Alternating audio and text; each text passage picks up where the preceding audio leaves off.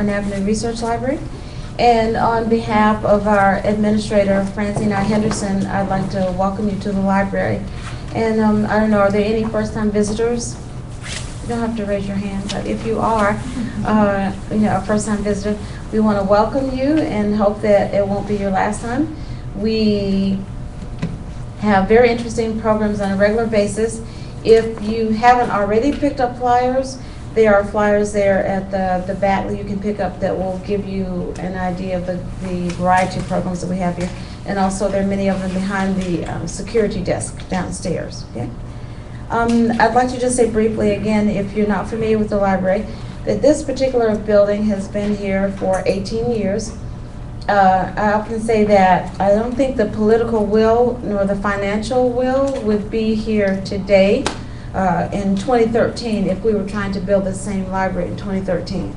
So those of us who work here are very thankful that the political will and the financial will was here to build this library 18 years ago. Some of you may know the name Michael Lomax. He was a former politician here and was very instrumental in some of the more positive things that happened in Atlanta and Fulton County. And he is one of the primary people that pushed for this library to be built. Also, I'd like to say that part of the genesis of the collection here is from the library that Dr. Martin Luther King would have gone to when he was a child. And that's one of the things that we are particularly proud of. We're glad that you came to be with us this evening to share with us in the program the global currency of whiteness, the psychology of beauty in the African diaspora. And as you probably know, this is the second lecture in this series. I'd like to give a brief introduction to our speaker and facilitator this evening, Dr. Kelly M. Lewis. Dr. Lewis received her BA in Psychology and African American Studies at DePaul University and her MA and PhD in Clinical Community Psychology and African Studies from Michigan State University.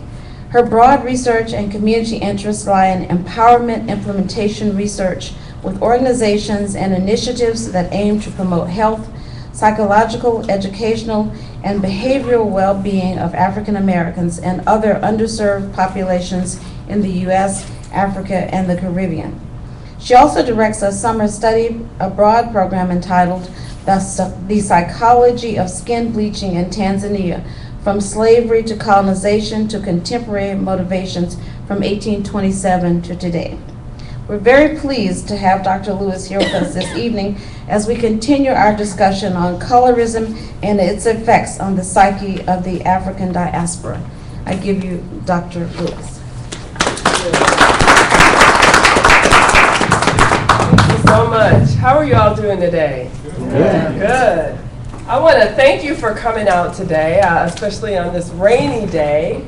I know you could be a lot of other places, so I'm glad to have you all here, and I'm excited to share with you the second portion of this series that deals with skin bleaching, but this particular segment is focused on the global currency of whiteness. And I'll be speaking in particular about things like stereotypes, biases, as it relates to beauty and to skin bleaching. And a lot of this work that I'm going to be sharing with you ties back to my research. I have a program of research here at Georgia State University in the psychology department, and a team of both undergraduate and graduate students that work with me, and we travel back to Tanzania every summer to do research on the practice of skin bleaching, particularly in Tanzania and Zanzibar. And I'm going to be telling you a little bit about that today. But before I do, I want to get into some meat and potatoes. And if you were here at the last talk that I did, you might know that I like a lot of participation. I'm going to pose some questions and get you thinking, and this time actually get you talking and really involved in this discussion so that we can start to have some critical thought about some of the content that I'll be sharing. And hopefully I'll leave you with some things to think about and take home with you as you go on in your daily lives. Okay, so let's start off. I just want to do a free association activity. Let's think of some words that come to mind when you hear the word white or light. Words that either come to mind when you see the terms white or light, or when you hear the terms, when you close your eyes and think about them. What terms come to mind when you think about white or light? Like pretty. Pretty. Okay, what else? Just throw out some words. Better. Bright. Bright, better. Clean. Clean. Smell. Pure. Smell. Snow. Oh, snow. I was going to ask for an elaboration on that one. Okay, yes. Pure. What else? Free.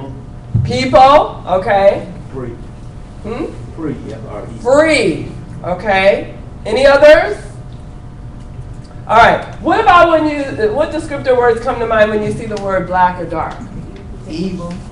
Evil. Out of debt. Out of debt. That's when you're in the black. Okay. All right, out of debt. That's really applicable today. Yeah, like that. Okay, what else? Dangerous, maybe. Dangerous. Throw out some more, just a few more. Closed. Closed. Yeah. Okay. Darkness is closed in. All right, okay. Mysterious. Mysterious. And like little black dress, sexy. Okay, sexy, so sex associated with it. What were you gonna say? You look like you want to say something. Oh, I'm just saying closed in also. So. Okay. Well, coming from the 60s, black is beautiful. Okay, so beautiful. Right, yeah. All right, I mean, good. I always talk about All right, and a lot of times the terms that sort of come to mind can vary based on the time frame that you're talking about, based on the location, the geographic location that you're dealing with. But there's some commonalities that sort of come about when you go to the dictionary and you look up the word black, or you look up words that are associated with black versus those that are associated with white. They tend to take more of a positive versus a negative slant, okay? These are some terms that have been identified by people in other lectures that I've sort of done this similar topic with. Good, pretty, light, bright, clean, pure, innocent, swan or dove, heaven, and angelic. Some of these terms you've already thrown out, some not so much.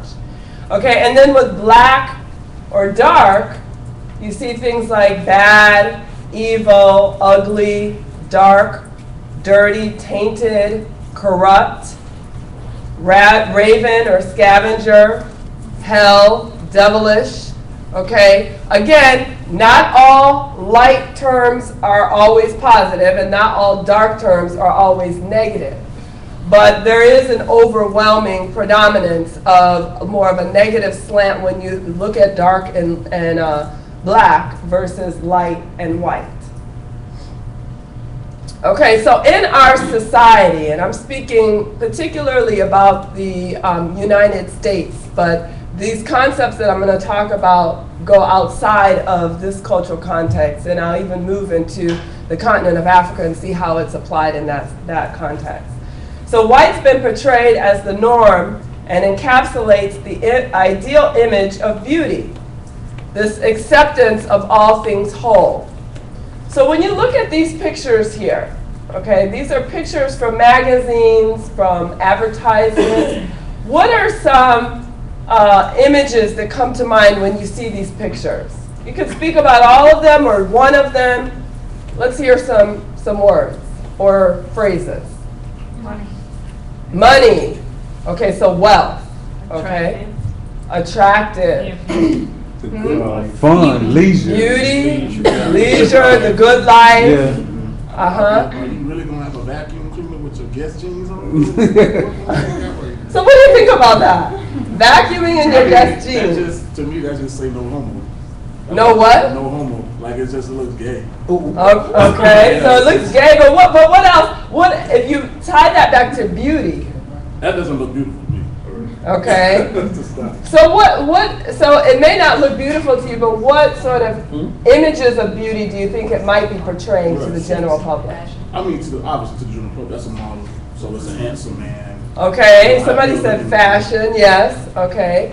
Good. Any other ideas that come to mind when you see any of these pictures? Model.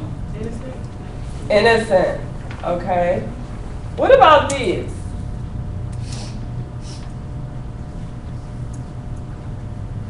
What was it saying? Labels? What do you mean by labels? Just like the other one, people know Guess, people know Ralph Lauren, BB, and all these other name brands that a lot of black people like to wear. Okay. Somebody else's label on their clothing. Okay. And what is it about the label that stands out? It's supposed to be considered, I guess, superior or wealthier than Okay. It- counterpart. Okay. Something that we should be striving. Striving Yeah. for it. There you go. Right. Okay. The So- standard. Mhm. This is who you want to be. Right, so it's creating, psychologically, without even having any words there to say that, it's having a psychological impact on your desires, your goals, your aspirations. And that's true regardless of what race or ethnic background that you're coming from. It's sending a message that you too can look like me if you wear this perfume. You know, you too can be sexy if you buy baby, you know? So there's deeply embedded psychological messages that are being passed through the media when you see images like this. All right? Now, let's think about these. Going back in time in our society, blacks have been represented abnormally through media, through pictorial depictions of what it means to be dark or black, okay? And they've been portrayed in a negative light, portrayed in stereotypical ways as coons, as sambos, as bossy mammies, sexually promiscuous Nellies. Okay, so what are some images or ideas that come to mind when you see these pictures?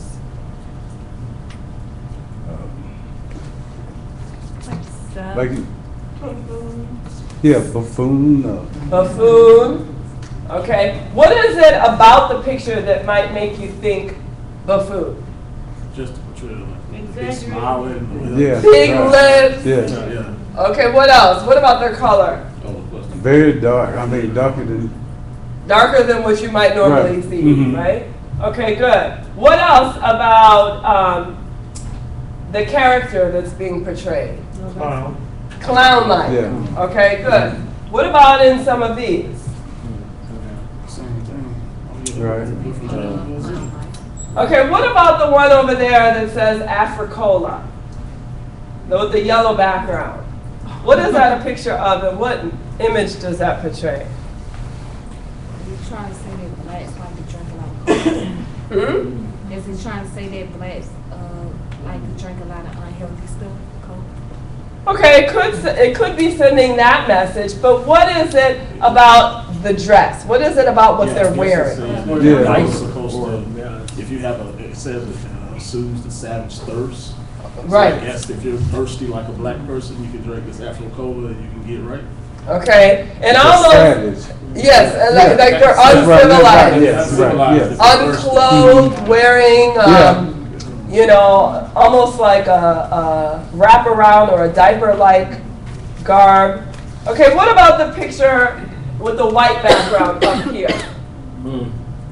Long arms, big lips. Like a gorilla. Long arms, big lips, ape-like. Yes. Even the head, yeah. Okay, and what is he holding in his hand? Basketball. Basketball. Basketball. Yeah. Okay, so Right. it's That is more- buying into Yeah. stereotypes. Mm-hmm. Okay. Even it has a little squiggly lines coming from his backside. I'm a little curious about that. What do you think that means? An odor. Yes. Okay, so maybe smelly. Okay, one more I'm going to talk about. What about this one in the middle with the dreadlocks? Wow. I guess he don't give a F. Okay. But so what is it about not giving Dreadlocks, like he might be. Supposedly looks messy because he got kinky hair. Maybe- Okay. You know, unkept? unkept. Maybe high on drugs or something. Yes. That's the word. Okay, and it says something about grass there. Yeah, So keep it's it off the, yeah, right. a stereotype buying into the fact that, you know, Caribbean or Jamaicans yes. smoke weed, Rasta smoke weed. Right. Okay. All right. So it's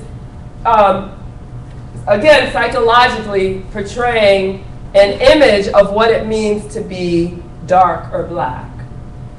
Okay. So even today, now those, you know, the pictures that I just showed were from our history, but even today we see blacks represented in the media possessing European features. Okay, now you're starting to see movement away from that, but there's still an overwhelming presence of blacks that still have these, you know, features of lighter skin or white European folks. Okay, so what is it about these pictures that emulates the European standard? We arrived.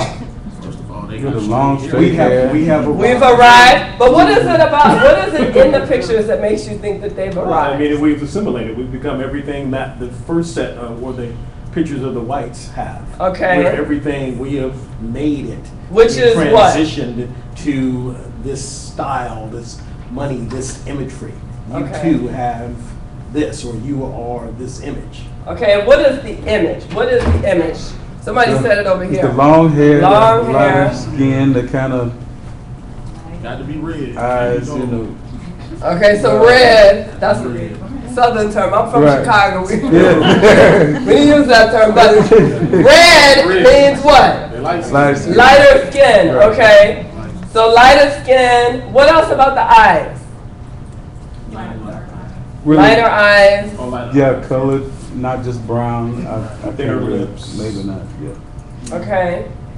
So again, you don't see an overwhelming presence of very, very dark-skinned women with afros or locks. Again, we're starting to see that more than we did before, but it's not quite an accurate representation of the variation in shades and colors that we all represent. Okay, and so darker skinned blacks with nappy hair are considered to be more exotic. Somebody used that word earlier, like mysterious, and represented far less in the media. Okay, so why is this? Why is this? I'm going to pose the question to the group. Why? Mind control is a part of mind control, getting people to think that this is beautiful as opposed to something else that's ugly. Just setting the paradigm, the standard. Okay, People buying into it. okay. Buying into it because the norm or the standard is that way. I Yes. think it stems from slavery too. Okay. Tell us more. Well, like with well, I'm sure most people know this, the lighter skin and the blacks and the darker skin, and how we were kind of pitted against one another. And so I think individually we have to move through that. Okay. All right. Good. Mhm. Well, it's just, I think the way the media, they want you to, you know, they've been, they control the media, mainly whites, and that's what they put forward, and that's what we attempt to look like, eventually, you know. It's just not, that's what sells, and, you know, so that's what they put out there. That's what sells. Mhm. Okay. All right. So you're talking about power and wealth. now. Right. Okay. I think also too, just from a cumulative perspective, like a lot of white people don't look like the white people that they have in the past. So I think a lot of it is just sort of a psychological way to kind of keep you striving to something that you can't be, so you don't have any self-worth. Because I mean, I have a lot of white friends, but I'm like, no, I mean, so you know, you really, And even in other groups, Even in other that, groups. you know, other people are striving to look Yeah. like that. Right. Right? Yeah, they really do. Okay.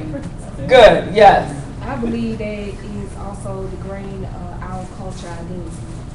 Okay. And like he said, like someone said about the power and wealth, I think it's power, wealth, and prestige as well. Okay, so striving for power, wealth, and prestige.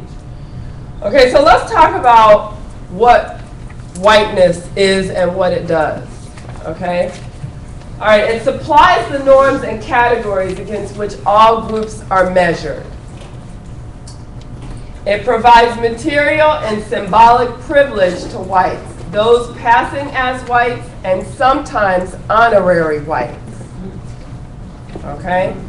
Which stems back to the comment that you were making, okay, about the honorary. Honorary whites are those who emulate whiteness. Okay, it's tied to white privilege, which depends on the devaluation of non-whites. Okay, so in order to have white privilege, somebody has to have power over somebody else. Okay, whiteness is on one hand normalized. It's taken for granted and therefore invisible. On the other hand, it's treated as preferable. Okay, so there's some contradiction that happens there. And then it rejects the notion of white values as a generic or colorblind norm and points to how the very status of whiteness as a norm is a privilege. I'm going to read that last one again. It rejects the notion of white values as a generic or colorblind norm, okay, and points to how the very status of whiteness as a norm is a privilege. So let me give you an example of what I mean by that. So think about the school system, all right? Think back to your history classes and your studies in different areas of the world. Okay, so when whiteness is the norm in U.S. high school curricula, the history of whites in America counts as just plain old American history. So it's just plain old history, all right, when you think about the history of whites in America. But the history of non-white groups, and also of white women, is a special case or even a departure from American history. So hence, there's no expectation that all Americans should know that history. Okay, so let's break it down in regular people terms. Okay, somebody want to give us clarify that in your own words of what exactly that means? Oh, sure. I Yes. have a 500-page history book. Asian history, Asian American history, African American history is about 10 pages. So other minorities typically have the smallest section. I remember when I was in school, it was like this big. It was like a week study, maybe not even a week, a few days. You read through the Black History chapter. Right, and so the Black History chapter, and then also chapters on other groups. Other groups and just other countries in general. Anything that was just non-white American was always presented in a small fashion, not just African history. Okay, but if you challenge the fact that there's such a huge focus on European history, right. What is the reaction? Oh, you either anti-American, you're not patriotic. Okay. You're not. It's sort of like you're going against the norm, like you're lacerating for it. Okay, going against the norm, and also that we're not focusing on white history. We're just focusing on American history or on history in general. But the second you start to focus on groups from other groups, then suddenly you're breaking away from the norm. Okay, and so I'll give you a perfect example in my field. I'm a psychologist, and I've taught at many different universities and departments of psychology. And so it's very common in psychology departments to have introduction to psychology and abnormal psychology classes. Okay, those classes are typically teaching various types of pathology that are supposed to sort of go across all groups, all right? And it's supposed to be general to people from all different backgrounds and from all different countries in many cases, okay? But what psychologists of color have done over the last 40, 50 years is to challenge this mainstream psychology and to suggest that mainstream psychology is not really mainstream, it's European psychology. It's Western psychology, and it does not factor in the unique differences, the unique worldview and identities and values and self-esteems that the people from other groups are bringing to the table.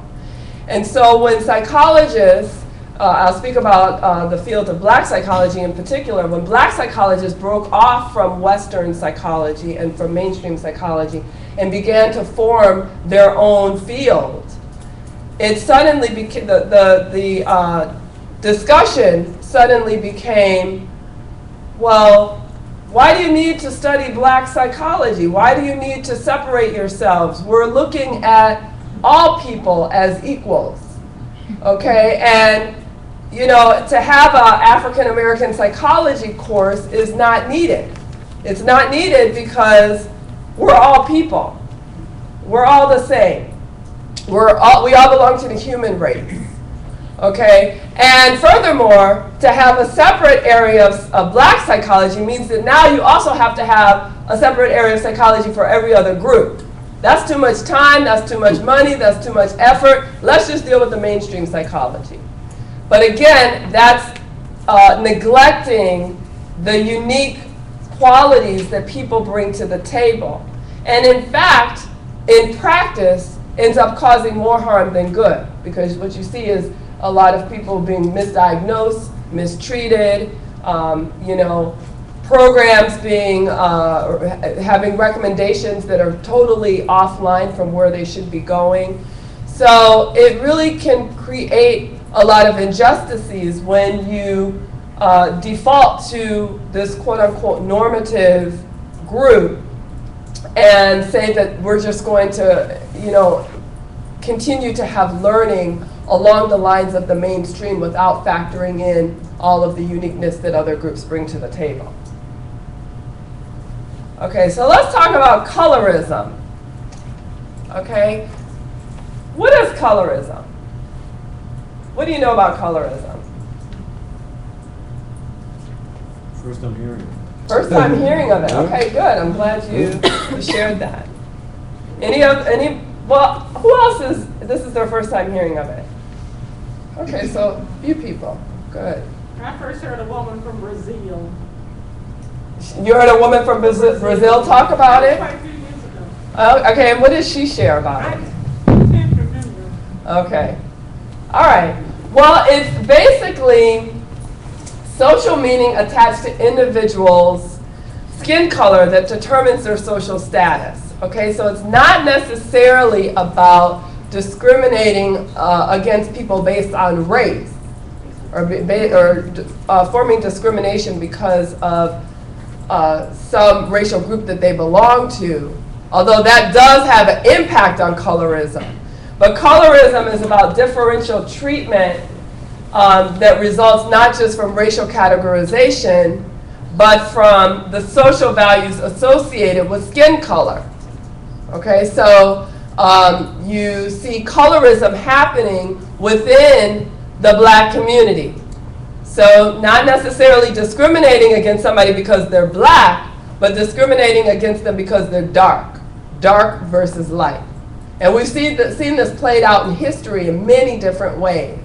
What are some ways that we've seen it played out? Mm-hmm. Well, I mean, especially in South Africa, where they have a racial group that's identified as colored. Yes. As a lighter skinned black person. So there's black, then there's colored, and they're totally separate races. And even today, they don't connect. It's not like they live in the same communities. They identify as colored, and they don't identify with the black community. The black community doesn't identify with them. Yes. And it's very extreme, especially in our country. So it's very good. Yes, thank you. That's a great example. When I was in South Africa, I spent about 10 hours taking a train, maybe it was 20 hours, train ride from Johannesburg to Cape Town. And I stayed in this debate with this woman for almost the entire train ride because she was insisting on the fact that I had to be colored, that I was colored, that I wasn't black. And then there was another woman who walked up, I don't know, after a couple of hours, and she came into the debate and entered the whole discussion. and said, oh, no, no, no, she's not colored, she's black because of, because she doesn't speak our language. All right, so you're very right. There's unique distinctions in terms of how people are identified along the lines of color in South Africa in particular, but also in other parts of the world, especially in cultures where you find the social construction of race. Okay, and our culture is no exception. You had field and house. That's another example. Good. Can you share a little bit more? Well, of course, your house slaves, because of their color, were allowed to associate or get closer That's right. to the massa. In this case, where the field nigger, Right. use the term, Yes. had to stay, outside. Yes. He was not even permitted in the house. Yes, and psychologically, what does that do to black folks that are of the same racial classification? What does that do to them? Sets them one against the other. It creates a level of separation. Yeah. Or class, even what your class. Yes. Okay, so this differential treatment exists globally. And it's, like she was just illustrating, it's not just in, the North America or the United States, but it exists in many cultures where you find this social construction of race. One of the things that colorism does too is it kind of promotes ignorance of other cultures. Like, I'm a black Cuban, so I tell people I'm Latino, they're like, really? Like, I've been told I'm too dark to be Spanish. Yes, And absolutely. Like, it's like, wow, I didn't know you had to be a certain color to be Spanish. So they'll, Right. well, you don't have straight hair, and you don't have this, and you don't have that, and like, they have no knowledge of the diaspora of Africans in Latin America. Exactly, and then just clustering race with ethnicity. And that's only because in the United States, Latinos are always represented as very fair skinned, straight hair. You rarely, outside of Victor Cruz and a couple of other cats, where you rarely see like darker skinned Latinos really in the limelight. Any ideas about why that is? Well, they just lump us with, they just lump us all together, so it's still kind of the same thing. It's never really explained on cultural lines. And especially like white Cubans and black Cubans, like that's almost like house and field. Yeah, this idea of colorism, is a global phenomenon, and it even, I want to just say that even in cultures where the social construction of race does not exist, you still find colorism. You still see a separation of lighter skinned and darker skinned people. Well, that's Cuba. Is it Cuba? Brazil? Yes. Those same things exist. Different parts of India. Yes. I think what all these countries have in common is colonialism. And when European powers came to all these different parts of the world, what they did in order to establish their power and their rule was they divided different people by arbitrary colors. You guys are black. You guys are colored. You guys are yellow. You guys are red. In order to divide them against each other, just so it'd be easier to defeat. Because when they came with not that many numbers, right? And so they couldn't defeat everyone that they came to. They had to pit them against each other in order to defeat them. Yeah, so it's both like a social political thing, but it's also a psychological effects as well. Like I want pin you guys against each other so you guys think that the other person isn't like you, or that they're better than you, or you're worse than them. But I also am doing it because by the end of the day, I'm gonna own all this shit. That's Okay, and psychologically, you're absolutely right, but psychologically, what was the ultimate goal? Control, but control leading to power. Yes, ultimate striving for power and privilege, and using that need for power and privilege to maintain a sense of control so that they could continue to have that. You're absolutely right. Okay. Dr. Wood. Yes. Actually, my coworker and I were having a conversation about this before we came upstairs, and I was talking about how in the Asian community, when I worked with another organization, I came to understand that there was that colorism was still at work, Yes. and there was a hierarchy in Oh, terms yeah. of, you know, the people who are from China, Japan, and Yeah. Korea, as opposed to the people who are from Vietnam, Cambodia, Yes. and Thailand. Yes. You know. Yes. Yeah, I mean, just in almost every culture, okay, you can see colorism playing out in one form or another. It's not always called that, but you can still see it playing out in different ways, because the notion of whiteness has transcended boundaries, and it's just, I mean, it's trickled out all over the world. And like I said, you know, it creates division, it creates separation, it creates a striving for power and privilege, even when you're not of that dominant group. Okay? Excuse me? Mm-hmm. Though the observation of European colonialism and the way that it brings colorism to different peoples of different nations as they're played around with and manipulated by the European populations, I think it would be historically or culturally irresponsible to say that it's simply an effect of Europeanism, because it is seen endogenously in the Asian populations without any European influence. So it's simply, I think it's a human expression that's based on search for power, and color is involved in that. But it's not necessarily a European effect, but the Europeans have simply made a science of it to a very well, I agree that the Europeans have made a science of it, and there's other groups that have done something something similar. So it has, you know, just like the institution of slavery, I mean, the word caught on, and groups wanted to follow suit because of the fact that they were able to obtain so much access to power and wealth and privilege.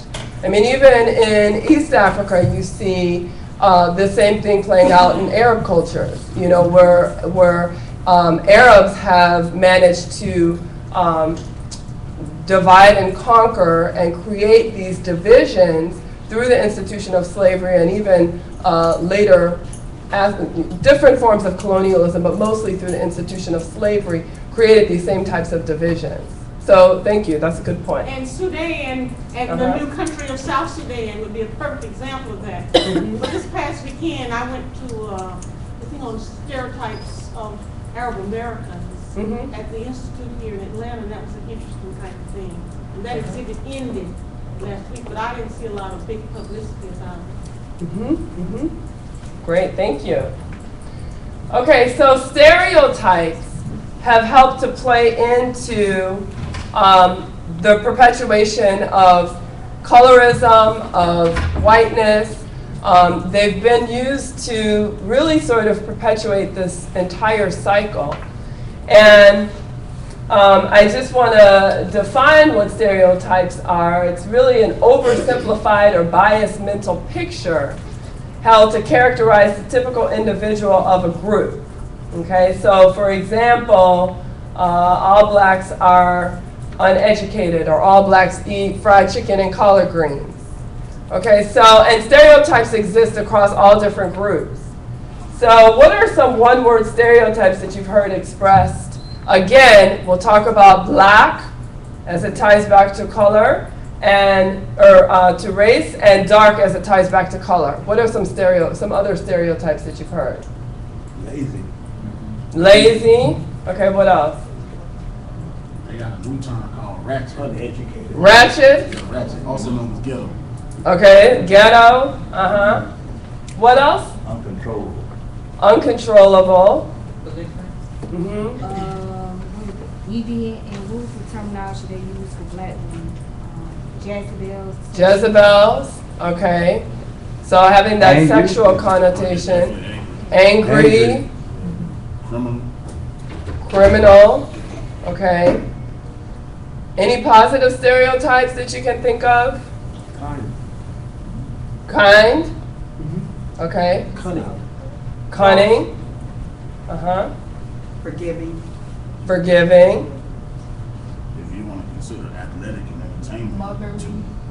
Okay, athletic. Yeah. So involved in sports, really good at sports. Okay, what about some one-word stereotypes that you've heard expressed about white or light? Privilege. Privileged. Evil. Evil. Okay. Oh, better than. Better than. Mass shooters. What'd you say? Mass shooters. You know, they always shooting up a bunch of people. Oh, mad shooter. Okay. All right. What else? Do you have your hand up? Huh? Uncivilized. Uncivilized. Prejudice. Prejudice. Okay. Warrior. War. They make war. War. Okay. Any others? Pure. You know, Pure. They use that for white women quite a bit. Okay. So again, professional, educated. Okay. So again, the stereotypes that are overwhelmingly common, though again, not all negative for black and dark, and not always white or positive for white and light, but still an overrepresentation of negative associated with dark and positive associated with light.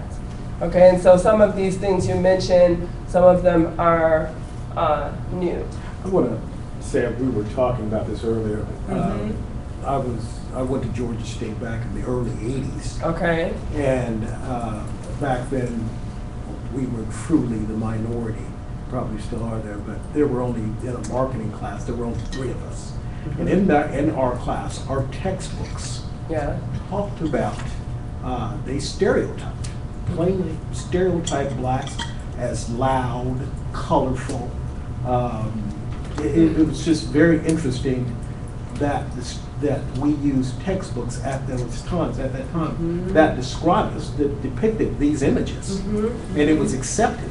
Yeah, and again, playing on the psychology of what the readership is thinking when they actually do, study those populations. Right. And it was, and the instructor, the professor clearly, he asked, there was only 3 of us in there, and he asked, why are blacks like that?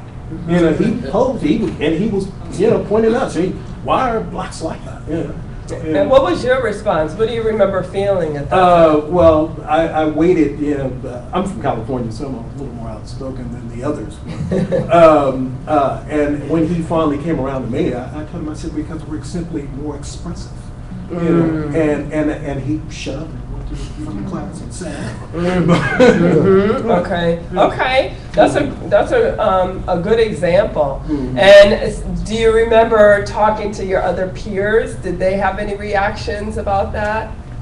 Any of the other? No, they at that time I found that the blacks that were at the school, they felt they had a place. They felt privileged, or they had a certain advantage in being there, so they weren't going to rock the boat or go outside of what was considered the norm. So no, they weren't going to have an opinion about it at all. Okay. But nevertheless, I'm sure it had an impact on them in some, form or fashion. I would hope so. It always does.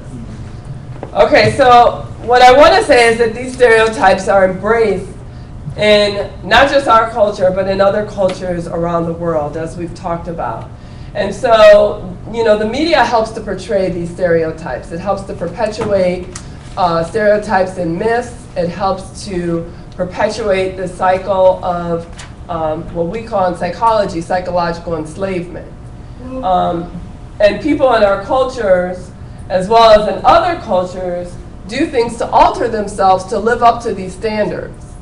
Okay? And this is a very common, what I'm going to be sharing with you is a very common practice in most cultures that have some level of colorism being expressed in them. Okay? So I witnessed these stereotypes in full effect in Tanzania when I was conducting my research there. I started doing research in Tanzania about 12 years ago and have like I said, I've lived there for a couple of years at a time. I go back every year now to do research, and I have a team of partners in Tanzania, collaborators at a couple of university hospitals and the Tanzania Food and Drug Authority that we work with. So first let me just orient you to where Tanzania is on the map. It's in East Africa. And you can see, I don't have a pointer, but this red arrow in the picture to your far left is pointing to the country of Tanzania. Now, Tanzania is also called the United Republic of Tanzania, which includes the mainland of Tanzania, which is the country that's highlighted in black, and then several islands off the coast of East Africa, including Zanzibar and Pemba and Unguja. Okay? Now, I'm going to be sharing with you some learning about our research and work that we've been doing, particularly in the city of Dar es Salaam, which is a coastal city. It used to be the former capital city of Tanzania, and it's located right on the Indian Ocean to the far right of that picture. Actually, you can see it in the middle. You see it says Dar es Salaam? Okay. All right, so just to give you a little bit of background, Tanzania is made up of more than 100 different ethnic groups. Okay, and so these people, inhabit the country of Tanzania. They, the different ethnic groups have their own languages that they speak. They have their own cultural traditions and practices. And as they started to migrate to the cities, particularly Dar es Salaam, you started to find like a salad bowl of different ethnic groups that live together amongst themselves in Dar es Salaam. Okay, again, they're mostly of Bantu origin, and they make up a variety of different backgrounds. So you've got Arab influence, okay, and this again stems from the historical influence of Arabs in Tanzania and other parts of East Africa. That was something that I talked about in my first talk, just really tracing the historical pattern of Arabs to this particular part of Africa.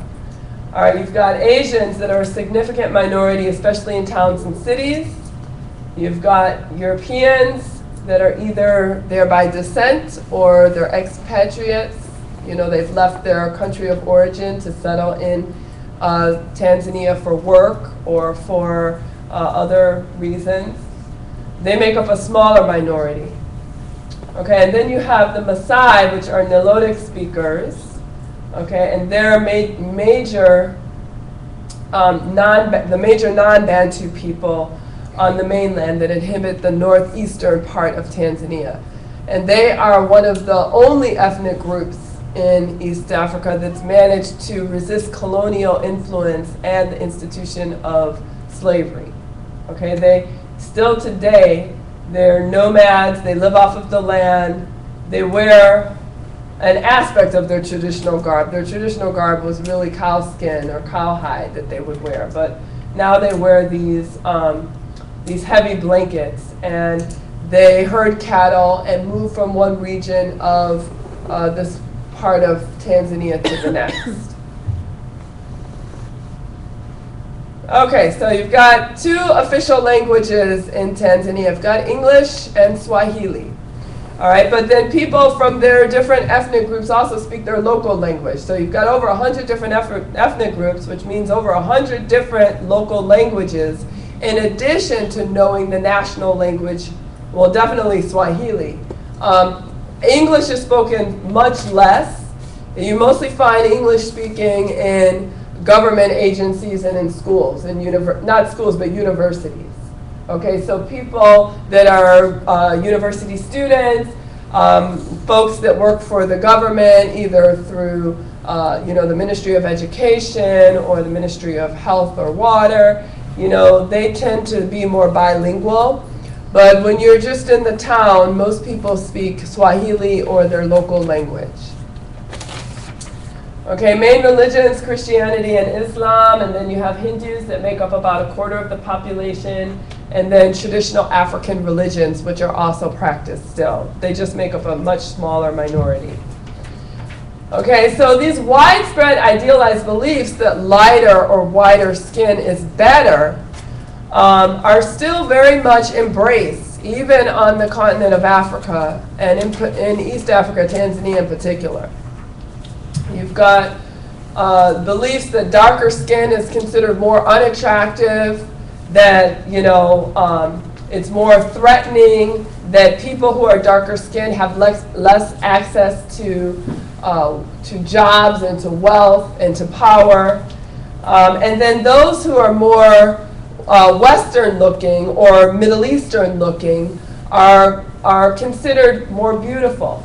They're fair, the term that they use a lot is, oh, she's shine. You know, I want to be like her because she's shine.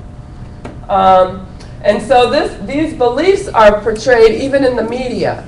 Okay, if you watch local Tanzanian media, they have soap operas that they create and commercials. You know, they still are emulating the lighter skin, you know, notions of beauty.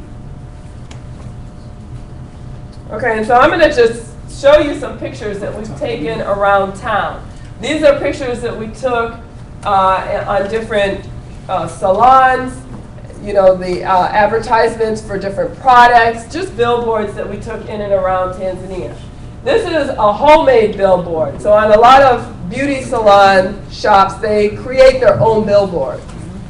Okay, and tunaweka means we do, and then it says curl, relaxer, steaming, bleaching, setting, kusuko rasta, which means to braid your hair, and kupamba maharusi, so like they do henna for weddings.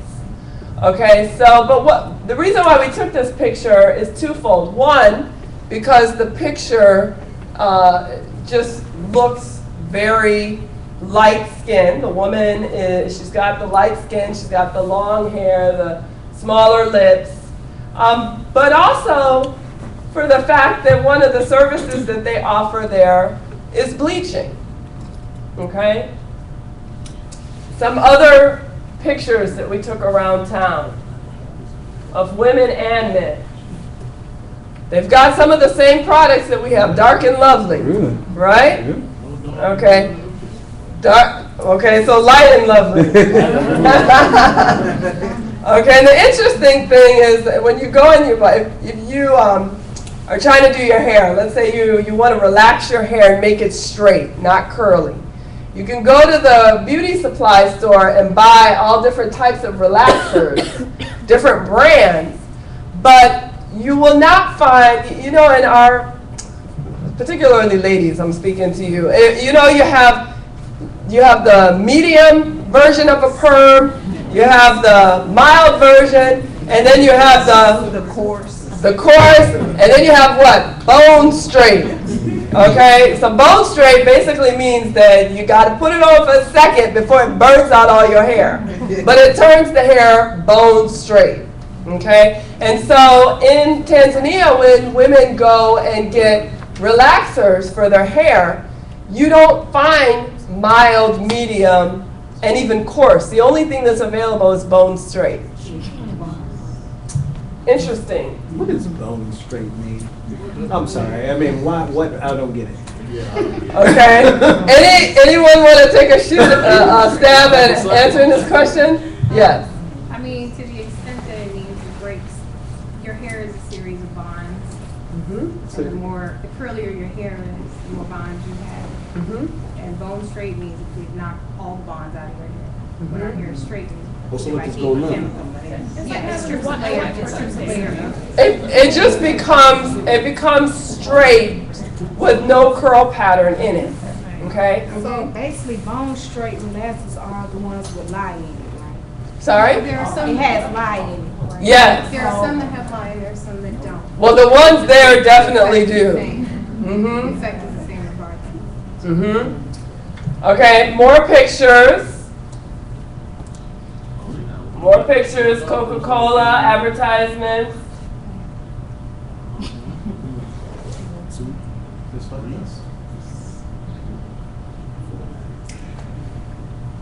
This is an advertisement for HIV, the importance of wearing condoms.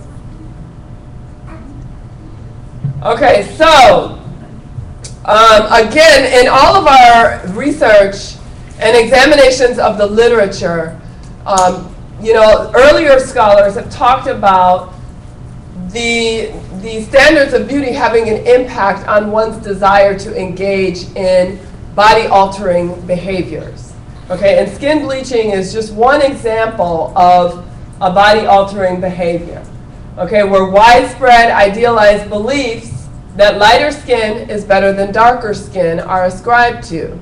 And people will go to great lengths to change their appearance in an effort to attain some aspect of power and privilege. Okay, so skin bleaching. How many of you have heard of skin bleaching? Know what it is? Okay. All right, so skin bleaching is practiced just about all over the world, okay? The way that it's practiced, though, changes from one region to the next, from one country to the next, from one culture to the next. So I'm going to speak to you about how skin bleaching is practiced in Tanzania. Even in the United States, you can go to Walgreens or CVS, and you can buy things like Ambies or Natanola. You can get lightening creams over the counter, and you can also get harsher lightening agents from a dermatologist. Okay, most of these lightening agents, if you were to go to a dermatologist for, let's say you have a mole or a black mark, an acne mark on your face, you can get a prescription from a dermatologist that has a certain percentage of hydroquinone, which is a lightening agent, in it. Okay, in the United States, we don't allow hydroquinone sold over the counter in any percentage more than 4%. If you're going to get it higher than that, you have to see a dermatologist and be under the care of a physician while you're being treated. Okay, when you travel to other parts of the continent, you can very easily get lightening agents or bleaching creams that have hydroquinone in them in upwards of 8%. So 8% or more, you can easily find them in the pharmacies. There's very little restriction over the distribution and sale of drugs. Not just bleaching creams, but this applies to most drugs, period.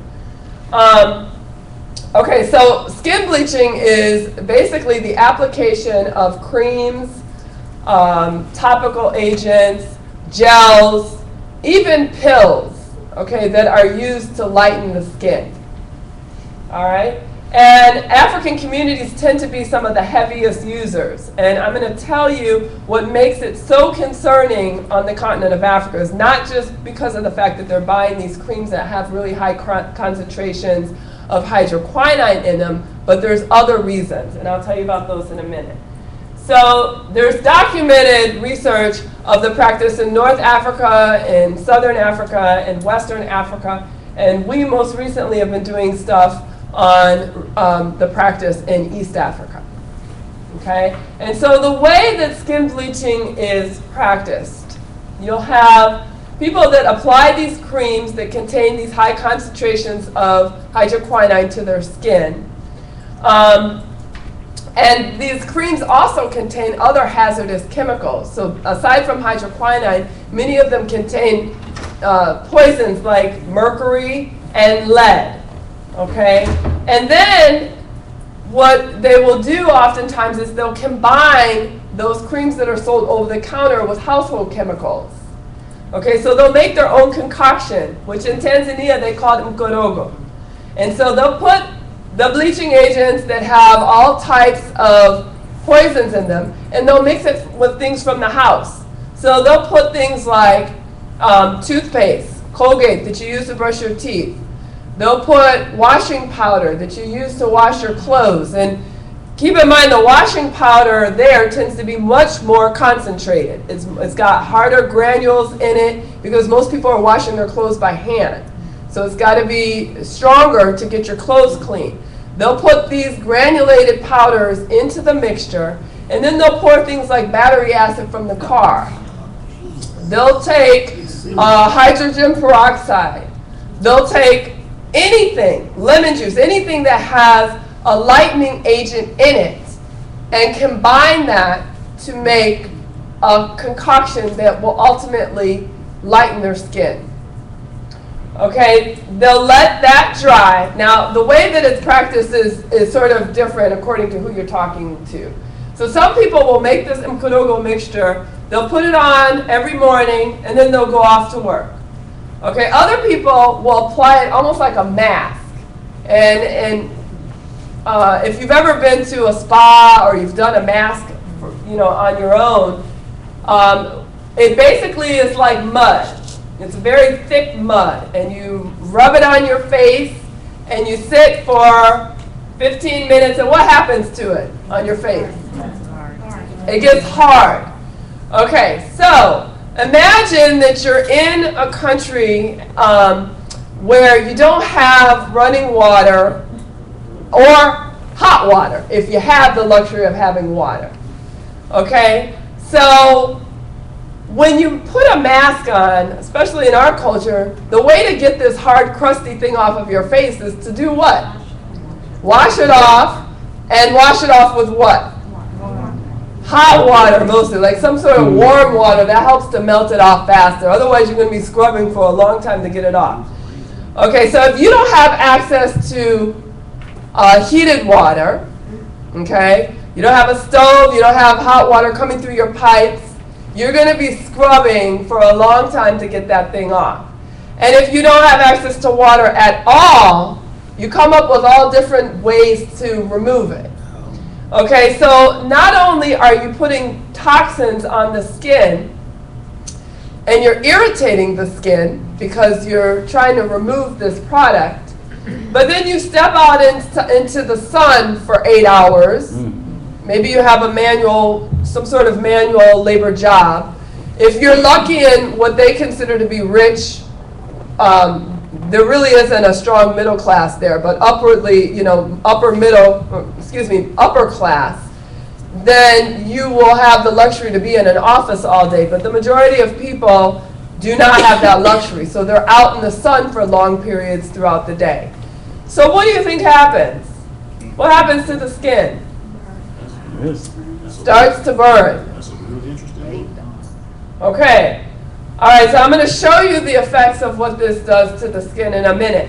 But before I do, I want to also mention that there's another way that people are lightening their skin, and that's through the ingestion of skin bleaching pills. And these pills are sold on the black market. I can't get very many people to talk to me about them because they're highly illegal, and they have been known to cause infertility and death in a lot of people that take them. Yes? Just a question, is this mostly women that are doing this? Men, just equal? I mean, what's the percentages? Good question. Okay, so I'm going to talk about that in just a minute. Let's talk about the prevalence. So it is primarily women that are doing it, but it varies from one region to the next. So particularly in northern Africa, you find more men that are engaging in the practice, but they tend to be men that are connected to the entertainment industry some kind of way. So singers, actors, models. In central and southern Africa, even eastern and western, you find mostly women engaging in the practice. Okay, and in terms of prevalency, it's very common across the continent of Africa, and I just threw up some statistics here of what other scholars have found in other regions or other countries across the continent. So in Mali, 25%, Pretoria, South Africa, 35%, as high as 52% in Senegal, 59.8% in Zambia. One theorist theorized that it was up to 77% in Lagos, Nigeria, but they didn't have any concrete data to support that. So the practice is very prominent, and it's very widespread, but it's under-acknowledged.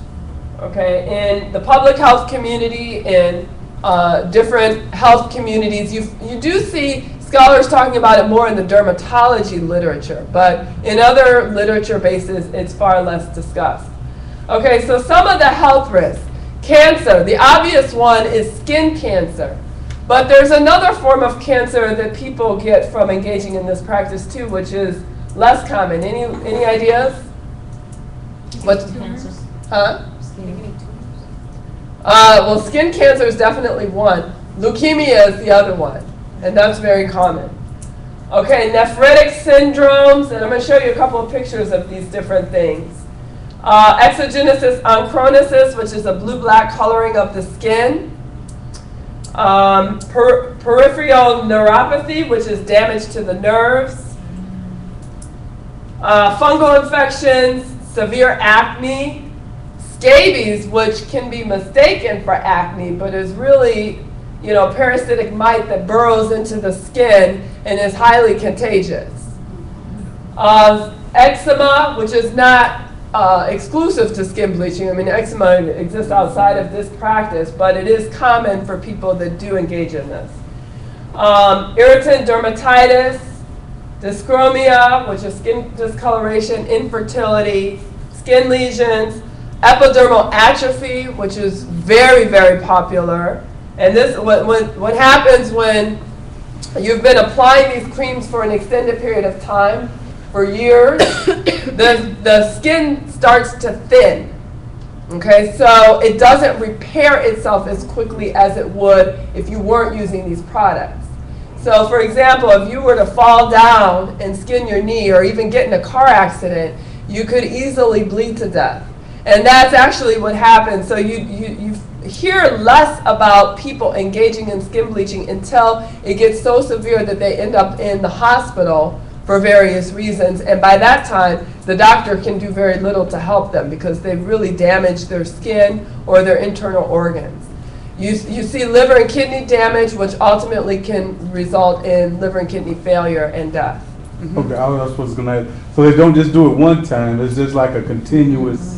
It's like as often as you wash your face, morning and night, or as often as you lotion up and,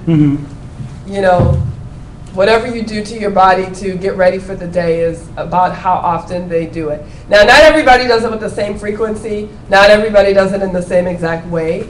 It just depends on who you're talking to. Mm-hmm. But we have found some common themes in terms of how it's practiced, and that's what our research has shown. Question?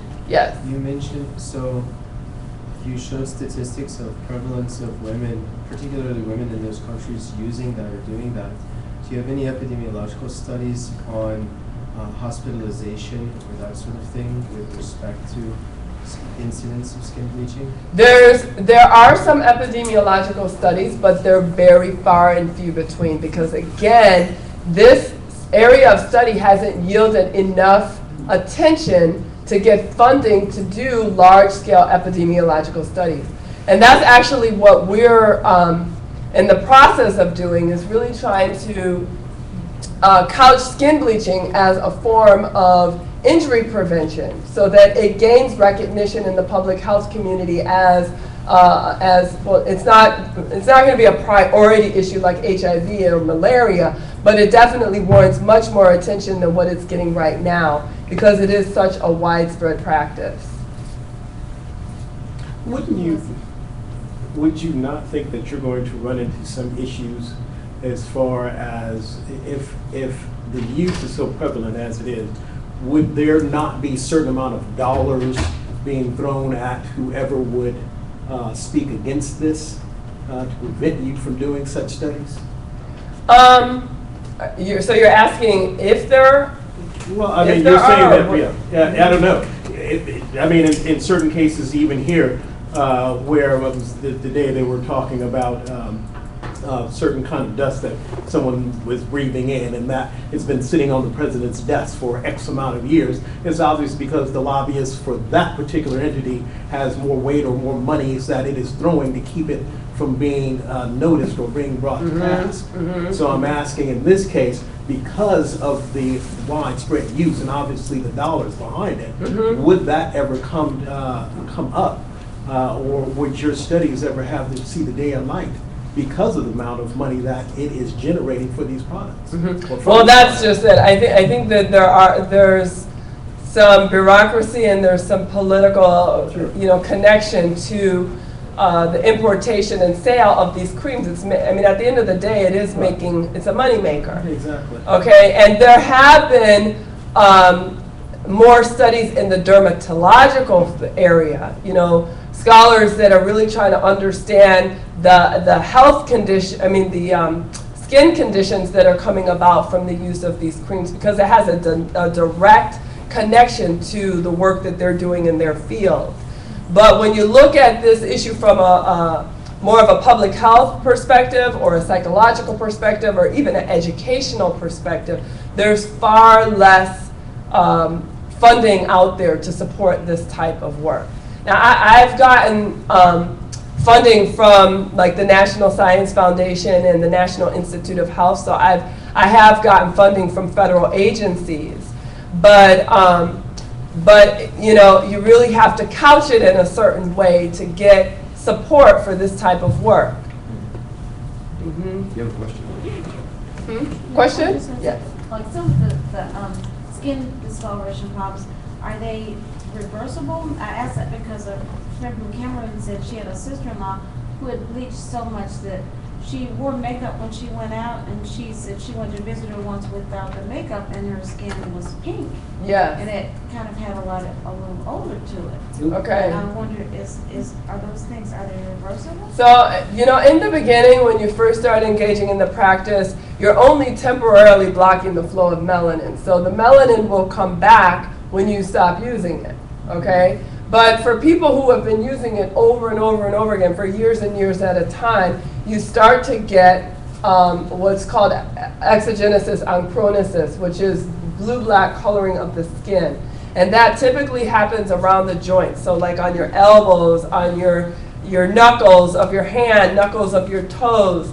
And at that point, that process is irreversible. It's hyperpigmentation that starts to happen. And so, people will wind up in the hospital or in the clinic trying to figure out what they can do to reverse the darker effect of their skin. But again, by that time, in many cases, there's not much that can be done.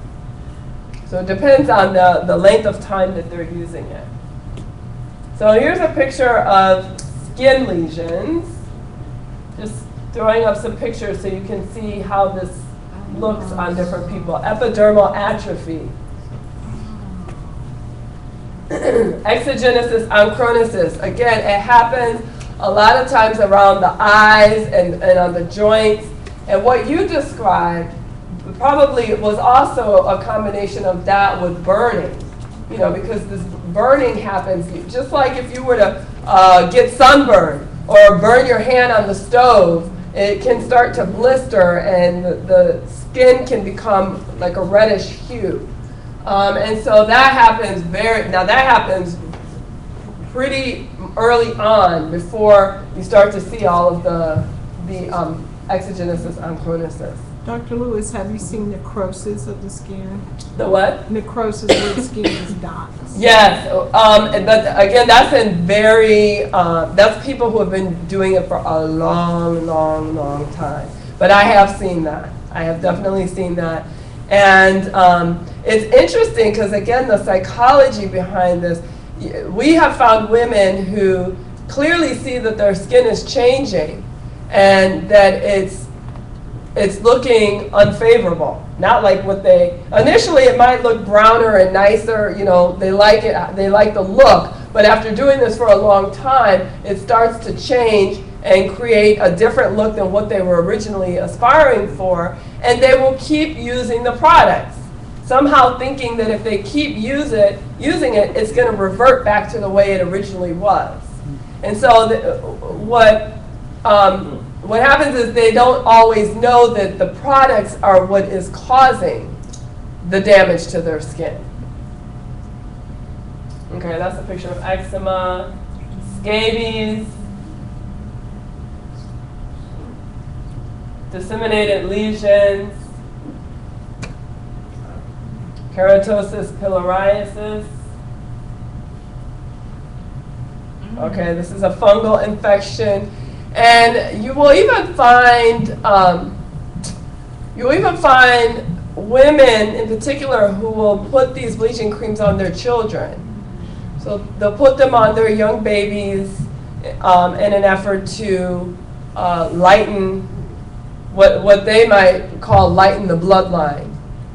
But it's really just, changing their skin tone. You're probably going to get to this, but have you asked people why they're doing this? Yeah, that's my next lecture, the third lecture in the series. So we did a whole study focused on the motivations behind why people engage in this practice, and I'll be doing that in the third lecture of this series.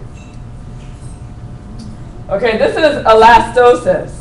You see the breakdown of the elastic tissue in his neck? Again, that comes from using these products over an extended period of time.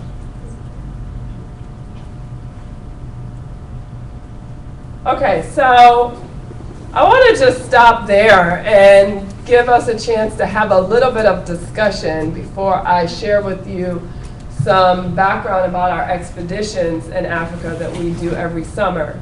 So what do you think the global socio-political impacts of whiteness, both real and symbolic, are on people of color?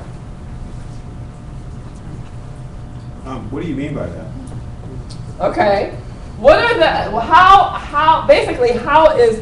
how is this notion of whiteness having an impact on people globally around the world?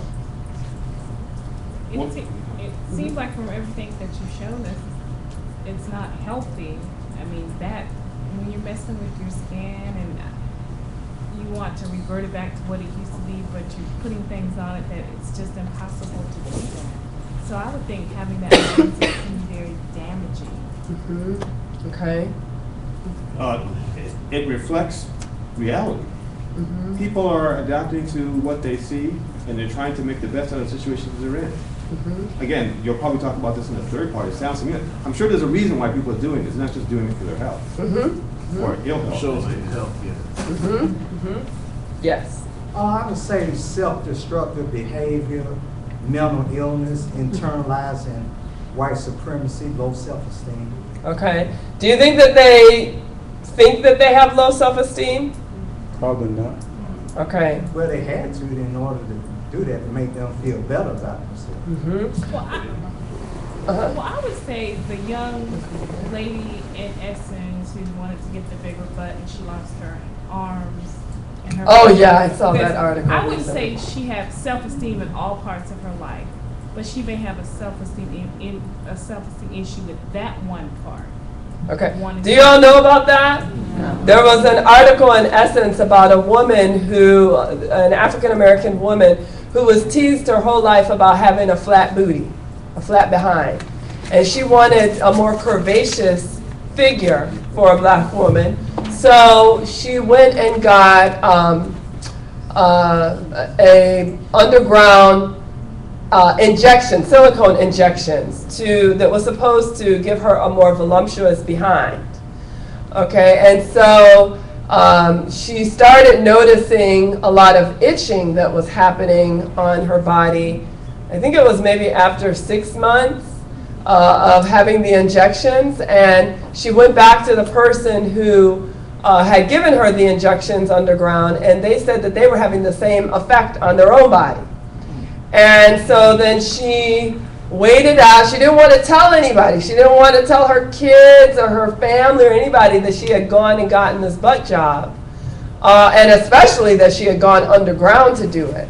So she tried to, wait for the effects to wear off. And so months and months and months passed by. She was too embarrassed to go to the doctor to tell them that she had done this underground job. And she started to develop an infection. And so it got so bad to the point where she ended up having to go to the doctor, to the hospital. I think she was hospitalized, and she went into a coma for some period of time. And when she came out of the coma, the infection had spread so bad throughout her body that they had to actually amputate her behind. And not just amputate her behind, but the medications that they had given her to try to cure the infection had decreased the blood flow to her arms and to her legs, so they ended up having to amputate both of her arms and both of her legs. Wow. So, this is just an example of how people will go to great lengths, and not just go to great lengths, but to keep it secret, to keep it hidden, to make you think that, it just sort of happened naturally. And so you see this even with skin bleaching, people will keep this a secret. They don't want their friends to know, they don't want their family, and especially not their husbands, boyfriends, girlfriends, wives, to know that they're lightening. Because they want to appear as if it's just happening naturally. Okay? Somebody, you had another point you wanted to raise. What was socio-political impacts of whiteness on people of color? I think, for one, it sets up both expectation and reality of a kind of color hierarchy where white is, forever on the top and black is forever at the bottom, both arbitrary color makeups, but the whiter you are, the more social and political power that you have in any space that you go into, and then the blacker you are, the less social and political power that you have in the space that you live in. I think that's the kind of setup I think that's the impact of what happens when you look at not just individuals in these countries, but also like the people that own the land in these countries as well. The people that make those billboards, like who makes the billboards, who designs them, who makes these products, who benefits or makes profit from these products. Well, you'll see very clearly that the higher you go up, the wider it gets, and the folks that are being affected by it, the darker they get. Right. So to me, that's. Not just to me, but I mean, those are the effects that I've seen in the studies. Yeah, and really, again, at the end of the day, it's about power and privilege. So we've gotten to a point where, in some cultures, they're not necessarily aspiring to be European. Okay, and this is even the case in Tanzania. They'll tell you, no, I don't want to look white like this white person over here. I just want to be lighter, which means I want access to wealth and power and better jobs. And, you'll find, we actually, in one of our case studies, we had a person who said that, they said that the reason that they were engaging in skin bleaching was because their boss told them that if they wanted to keep their job, they needed to do something to change their appearance and be more attractive. And this was somebody who worked at a restaurant and was serving people.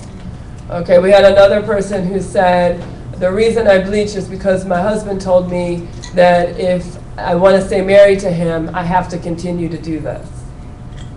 So there's other external pressures that, again, are impacted by history and impacted by the standards of beauty that have permeated various cultures.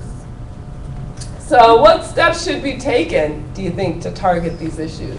I think kind of take an approach that we had in the 60s. I wasn't born then, but the celebration of color, the celebration of black is beautiful. They went all out as far as saying that, hey, we're not inferior. They attempted to repair, the psychological damage that came from slavery, and just our people are psychologically disenfranchised anyway. So I think it's going to have to. Essentially, it's going to have to come from the media. I mean, I'm not trying to say that the media is responsible for your existence, but if that's a big influence, we need to have more positive images, and also positive images in the home. I was told my daughter is like darker than me, so I've even people. Oh wow, you got such a dark baby. Why is she so dark? Well, so, right. Okay. So these ideals are being perpetuated even within groups. Yeah, it starts at the house. If you don't have a parent or a family member or someone encouraging you, telling you that you're beautiful, you will buy into a wider stereotype. That's right. Okay. Good. Yeah, this basically is it's lack of education. Because if you understand who you are and where you come from and your background, what I was hearing him say is that you think that you are inferior, that because we aren't educated as to our culture and the things that we have accomplished, you think that only whites have done so. And so this is, again, the standard that you're trying to strive for. But if you have, again, the education as to your, to develop self-esteem, and even like he's saying, encouragement in your home. I was always taught that about my blackness and how beautiful and how strong our people are. And it's never occurred to me that white was ever right in my life. I've never ever had a thought of wanting to even aspire to be anything close to white. And that's because of my parents and my family and my upbringing. Yeah, and it sounds like you have very strong socialization about what it means to be the race and the culture and the background that you are. Unfortunately, that's not true for many of us, regardless of what your race or ethnic background is.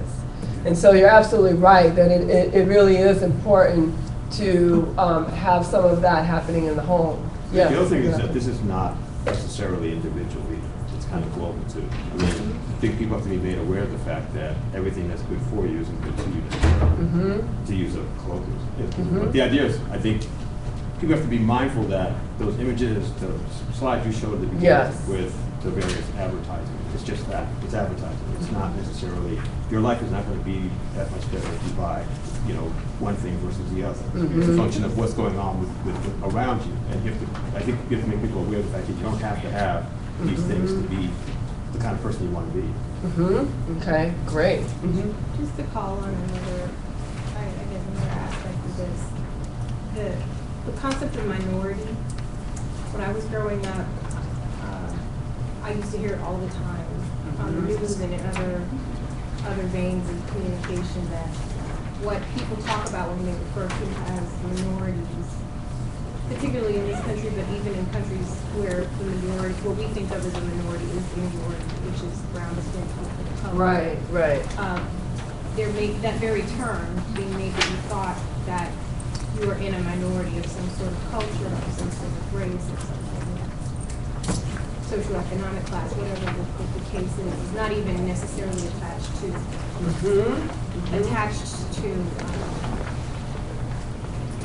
anything other than the fact that you are alone or in a very small group, and therefore you don't have access to all of the aspects of privilege that people have. So when we're talking about global socio-political impacts of whiteness, particularly for 2013, I don't think people of Caucasian descent are the majority of the, I think it's safe to say, people of color, brown people are around, whatever shade of brown it is. Yet that terminology and that way of thinking are still perpetuated. And so, just if we want to even take it out of the white-black dichotomy, we have to think about what it means to be part of the big crowd, part of the big group, what that means in terms of striving to be in the majority, whatever the majority is. I think one of the things too with color is if you think of color in terms of business, if you have black, brown, white, let's just throw in Asian and Arab, that's 5 markets. But if you have American, that's only 1. So, I've often wondered, is this really business or is it really sociological? Because, if we're all Americans, it's difficult to have multiple markets, based upon social demographic. So, obviously culture is one thing, right? But a lot of this unfortunately is profit driven. I mean, until money is no longer being made off of it, it's going to really be around for a while. And you can say it. Okay, all right. Well, what this said, which is all of the above, and Caucasians have successfully marketed themselves as the image of beauty all over the world. Miss America, Miss Universe would be Caucasian or have those that likeness. And personally, I don't understand why it's not embarrassed to be on TV and everywhere, working with these wigs and extensions and stuff on their head, you know. I'm embarrassed. So it sounds like there needs to be some individual work, some systems level work, education. Well, let me just talk to you about what I've been doing. So, you know, over the years of doing this research, I've gotten a lot of interest from students and wanting to go to the continent and really understand some of the history and culture behind this practice. And then I've also gotten interest from the general public in wanting to see this with their own eyes. So I lead expeditions to Tanzania every summer for 2.5 weeks. And it's an option that's available for university students as well as for working professionals. We go every May, from middle of May